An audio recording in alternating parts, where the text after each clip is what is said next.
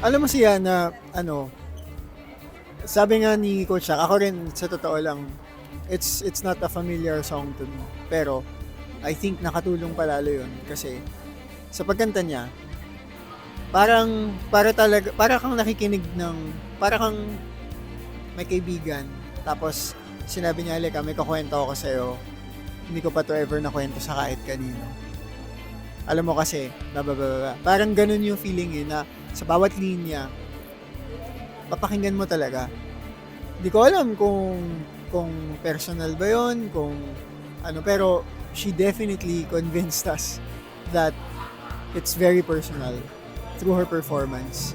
At talagang naparamdam niya sa amin, nanunuot sa balat ang bawat isang, tumatagos sa balat ang bawat isang linya. Tapos yung dulo pa, biglang binigay niya yung power. So parang, wow, saan galing yun? Talagang roller coaster siya. Dinala niya kami sa iba't ibang levels of emotions. Kaya good job sa'yo, Yana. Sobrang nakaka-proud ka.